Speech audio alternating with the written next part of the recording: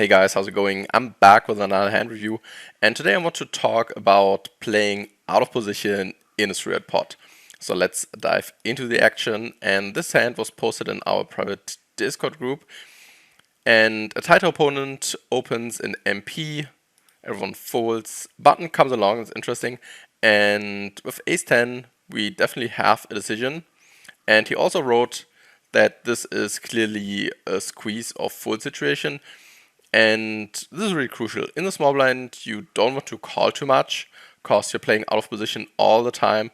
You want to gain initiative, have an easy game plan, and put a lot of pressure on middling type hands. And yeah, you want to try to fold out equity. That's why squeezing or folding here is definitely the correct play the vast majority of the time. And you should not use middling or weak broadways. Especially the offsuit broadways are really tricky to play. So a hand like ace-10 or king-10 or queen-jack off, something like this, is just way too weak against a player that opened an MP. I mean, especially when he's a tighter opponent, how much percent from his range is he really open raising? Not too much, right? Probably something like 8s plus, some suited broadways, ace-jack plus. That's probably about it. And why should we squeeze a hand like ace-10 and play the whole hand out of position? This definitely sounds a little bit suicidal. So I think we can definitely squeeze a little bit wider, even with a cold call, cause he's a weaker opponent when he flats a lot on the button, so we still have a lot of fold equity going. So suited broadways, so hands like queen-jack suited or king-10 suited, ace-10 suited, with those hands I definitely don't mind the squeeze, or a hand like ace-queen.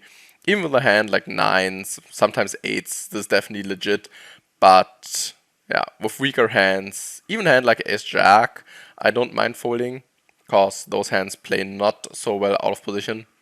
So yeah, always make sure you squeeze with suited broadways and with a strong ace, and yeah, be cautious with those middling offsuit broadways. With those hands, I really prefer folding because you get into a lot of trouble post-flop. Because what happens is mostly you flop a somewhat okay-ish top pair, so you flop a good 10 or a bad ace, and you have no clear on which board texture you really want to go broke. But we squeeze so big that it's really hard to ever get away from top pair in the spot. So we squeeze to 65. I definitely like this sizing, also don't mind 70. This is definitely fine. Yeah, the tighter opponent calls and the loose passive guy folds. And on the flop we again have a decision. We have a double gut shot with every king, and every 9 we make a straight.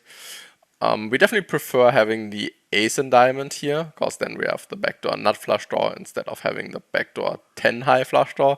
Not the best hand overall. And we decide to check, and our opponent bets really small. In general, we definitely want to bet a lot on this texture, because we still have all the strong hands here. This is always important to realize who has the strongest hands. I mean, the only problem is we cannot have a hand like 10 and suited, because with those hands, or with this exact hand, we should definitely fold pre. But we still have jacks and queens and queen jack suited. We would squeeze those hands 100% of the time. And of course, we also have the overpairs. So yeah, with our double gut shot, check folding is definitely a little bit too weak given all the equity we have, and even a diamond is not the end of the world because our opponent is still betting a lot of hands that are not flush draws. And yeah, now it's an interesting spot. The ace got there on the turn. We check. Our tighter opponent now bets quite big, right? As you can see, he bets, what is it, 70%, something like this, 150 into 240. And this is a really strong bet. I mean, he can still have air, right? And he can just try to bluff.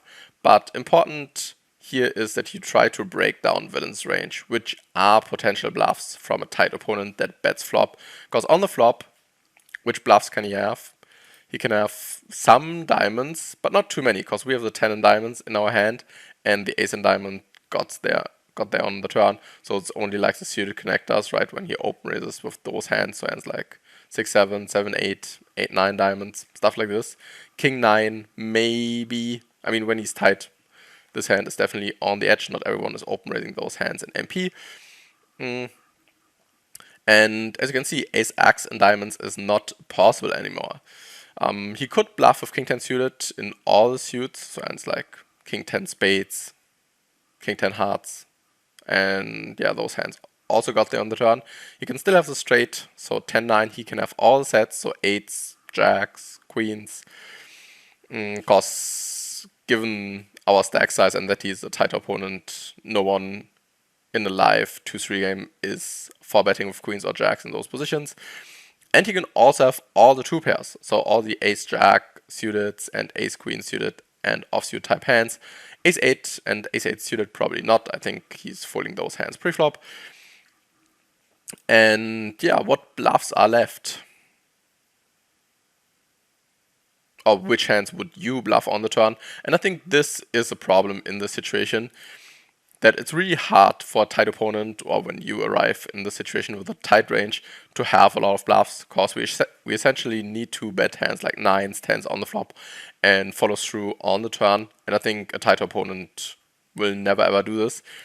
And here our hero decided to check jam, and I think this is definitely the worst option ever, because we are just crushed, right, when he has it, and when he has like 9s or 10s, we definitely want to give him some room to hang himself, or when he has like 7-8 suited or 8-9 suited, and he decided to go crazy, because he can still find a fold with those hands, given our strong line, and we just isolate ourselves against a very, very strong range.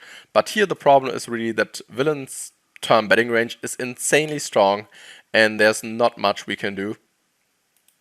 The only positive is when our opponent bets so big and the odds are so bad that we can just go ahead and fold a lot of middling and weak hands from our range, and this is what we should actually do here with ace 10. I mean, it looks like a nice card on the turn, because now we have top pair, okay kicker, with the backdoor flush draw and with backdoor straight draw, but super often the flush draw is worthless and not all the outs are clean, and that's the reason why we should just go ahead and check fold on the turn against Villain's really big sizing. When the positions are a little bit different, then I can definitely see myself calling here, but given that we play tight range versus tight range, there's just not much we can do. And this really shows you how important our pre-flop strategy in this situation is. When you start with hands, or when you squeeze with hands you're not supposed to squeeze, you end up in those shitty spots, and there's not much you can do post-flop, because you're basically forced to lose money. So always take a little bit more time pre-flop when you're unsure if you really want to squeeze this hand or not. And yeah, as mentioned, hero decided to get it in, Villain calls, and on the river we get the bad news. Villain had us crushed the whole way, and we should have just folded pre-flop and saved a lot of money. Alright, if you also have an interesting hand, feel free to share, and I'll see you next time.